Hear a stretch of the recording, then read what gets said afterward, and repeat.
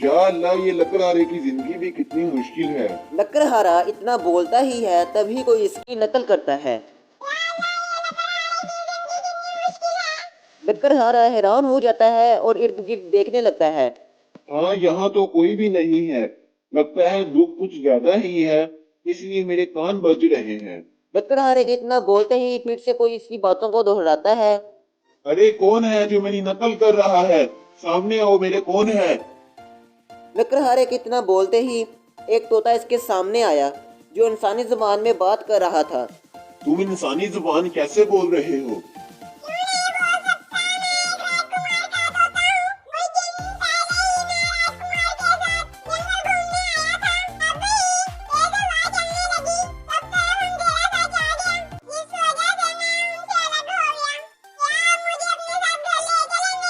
لکڑہارے کو طوطا بہت پسند آیا۔ ہاں ہاں کیوں نہیں، آج سے تم میرے ساتھ ہی رہنا۔ لکڑہارے کے اتنا بولتے ہی طوطا اڑ کر لکڑہارے کے اوپر آ کر بیٹھ گیا۔ لکڑہارا خوشی سے اس طوطے کو لے کر اپنے گھر آ گیا۔ لکڑہارے کی بیوی اس طوطے کو دیکھ کر بہت خوش ہوتی ہے۔ تب لکڑہارے نے اپنی بیوی کو ساری بات بتائی۔ اگلے دن طوطا بھی لکڑہارے کے ساتھ جنگل جاتا ہے۔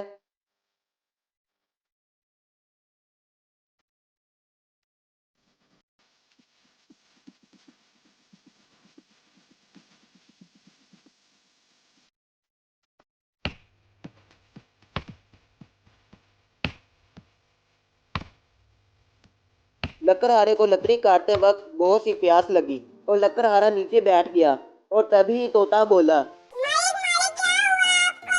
کیا بتاؤ میرے طوطے، مجھے بہت پیاس لگی ہے اور ہمارے پاس پینے کو پانی نہیں ہے، کیا تم میری کچھ مدد کر سکتے ہو؟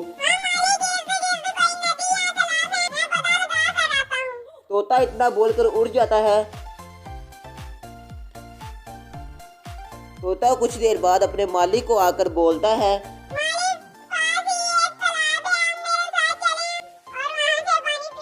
طوطے کی بات سن کر لکڑہارا تالاب کی طرف چلا جاتا ہے اور پیٹ بھر کے پانی پیتا ہے اور گھر کے لیے نکل جاتا ہے۔ یا اللہ کب تک میں آدھے پیٹ سوؤں گا، میری قسمت اچھی کر دے۔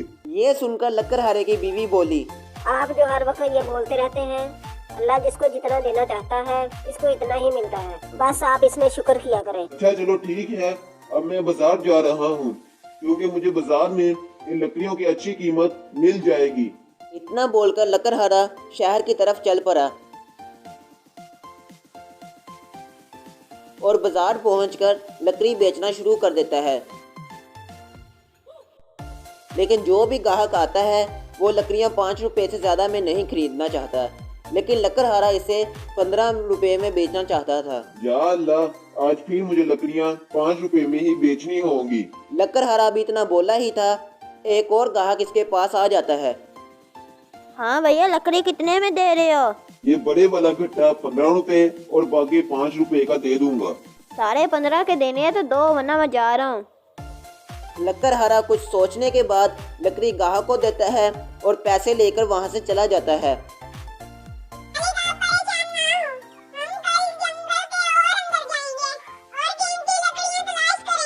لکڑہارے کو طوطے کی یہ بات اچھی لگتی ہے۔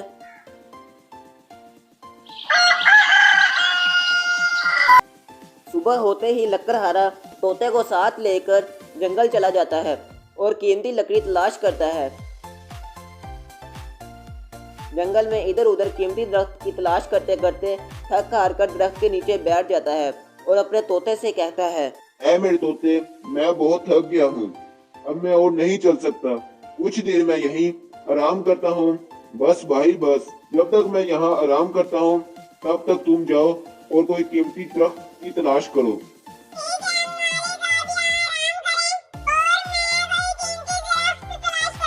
طوطا اتنا بول کر وہاں سے اڑ جاتا ہے اور اڑتے اڑتے گھنے جنگل کے اندر چلا جاتا ہے اور تھک کر ایک درخت کی ٹہنی پر بیٹھ جاتا ہے اور کہتا ہے۔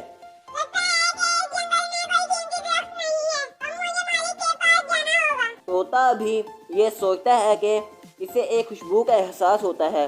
وہ خوشبو اسے اتنی پسند آتی ہے کہ وہ اس خوشبو کے پیچھے پیچھے جاتا ہے اور بہت جلد وہ اس خوشبو تک پہنچ جاتا ہے اور دیکھتا ہے کہ یہ خوشبو ایک درخت سے نکل رہی ہے۔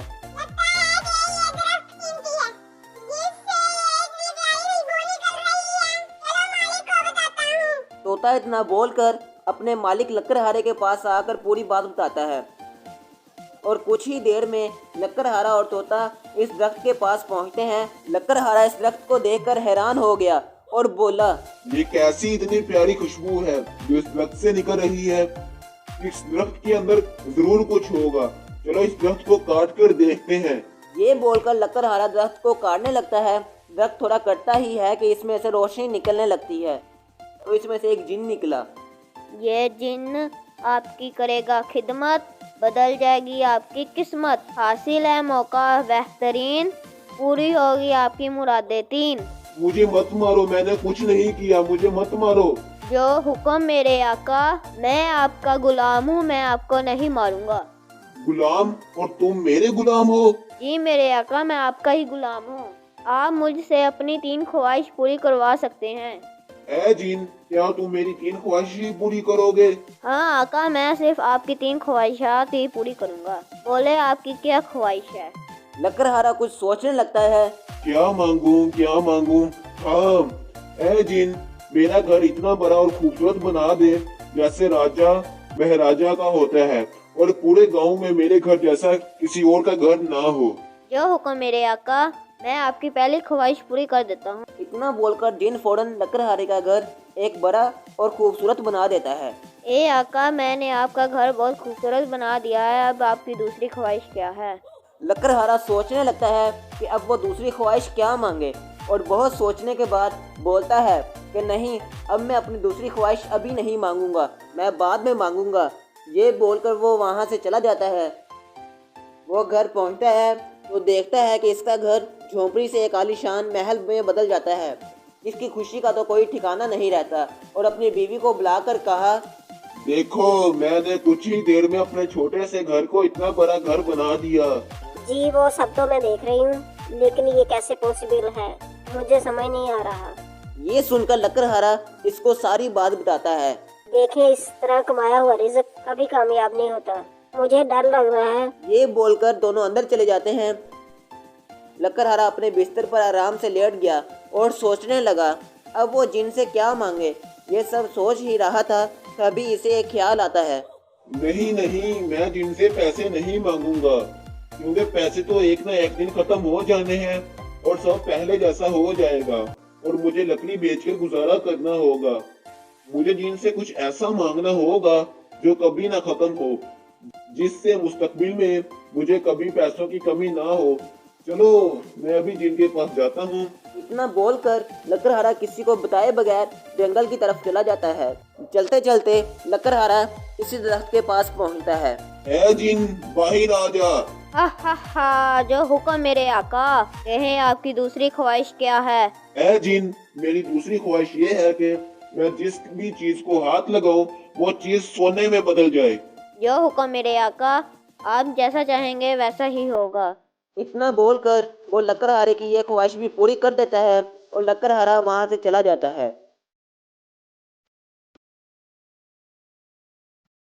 لکڑہارے کی بیوی صبح ہوتے ہی اس کے لیے ناشتہ لاتی ہے، اور لکڑہارے نے جیسے ہی ناشتہ کرنے پیٹ پر ہاتھ لگایا، وہ پلیٹ اور کھانا سونے میں بدل گیا۔ یہ کیا ہے؟ یہ کھانا سونے میں کیسے بدل گیا ہے؟ مجھے تو کچھ سمجھ میں نہیں آ رہا، آخر یہ سب کیسے ہو رہا ہے؟ تب لکڑہارا اپنی بیوی کو تمام باتیں ڈیٹیل سے بتاتا ہے۔ یہ آپ نے کیسے خواہش مانگ لی؟ آپ کسی بھی چیز کو ہاتھ نہیں لگا سکتے، اب ہمارا کیا ہوگا؟ اتنا بول کر لکڑہارے کی بیوی بہوش ہو جاتی ہے۔ لکڑہارا اپنی بیوی بہوش ہوتا دیکھ کر سنبھالتا ہے۔ جیسے اس نے اپنی بیوی کو ہاتھ لگایا تو یہ بھی سونے میں بدل گئی۔ یہ میں نے کیا کر دیا؟ میں نے اپنے ہاتھ سے ہی اپنی بیوی کو سونے کی مورتی بنا دیا۔ مجھ سے یہ کیا غلطی ہو گئی؟ اب میں کیا کروں؟ لکڑہارا ایسا بول کر رونے لگتا ہے، تبھی طوطا بولا،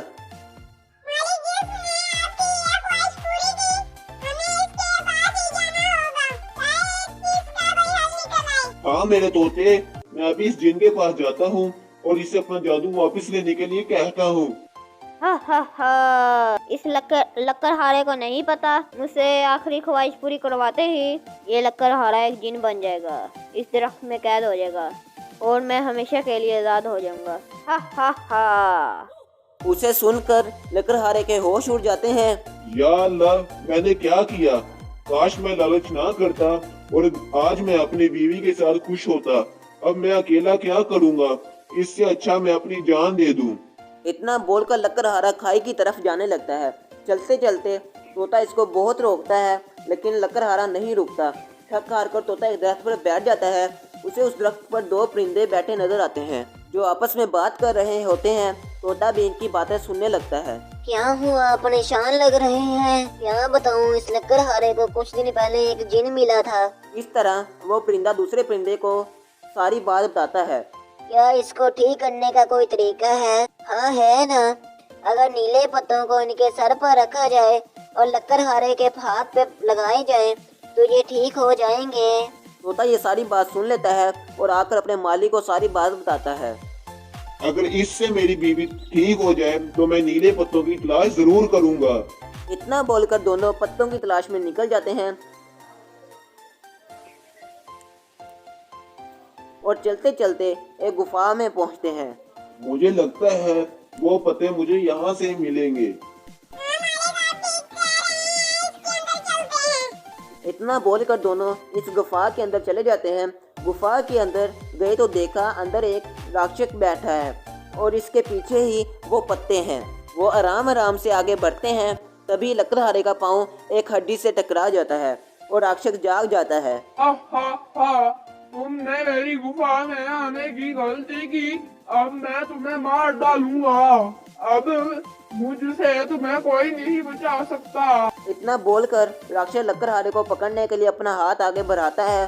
तभी लकड़हारा इसके हाथ को छू लेता है और वो राक्षस सोने में बदल जाता है। अब फूल तोड़ते हैं।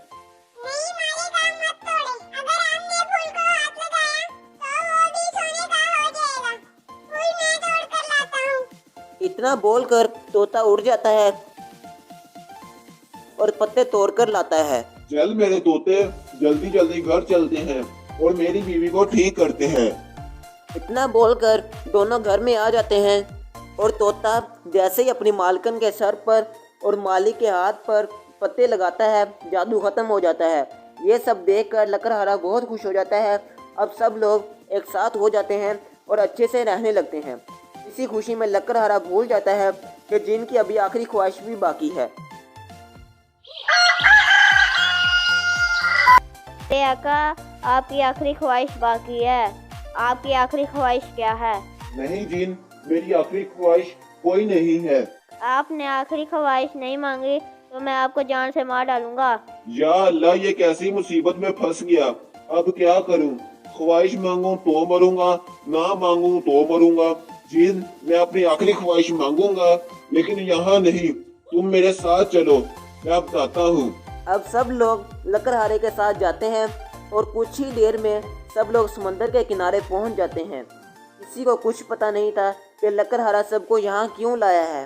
तभी लकड़हारा बोलता है, ए जिन, मेरी तीसरी और आखिरी ख्वाहिश ये है कि तुम 100 सालों तक इन समंदर की लहरों को गिनो। मैं ये चाहता हूँ कि समंदर 100 सालों में कितनी बार लहरों को मारती है। चलो शुरू हो जाओ। लकड़हारे की ख्वाहिश सुनकर जिन के तो पसीने छूट जाते हैं और वो लहरों की गिनती शुरू कर देता है। तभी तोता बोलता है,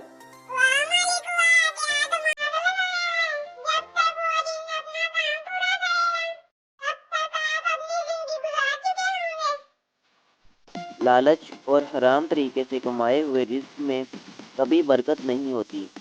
उम्मीद है कि आपको हमारी ये इंफॉर्मेटिव वीडियो पसंद आई होगी। इसी के साथ हमारे चैनल को सब्सक्राइब करें, शेयर करें, ताकि हम आपके लिए ऐसी छोटी छोटी स्टोरीज लाते रहें। शुक्रिया।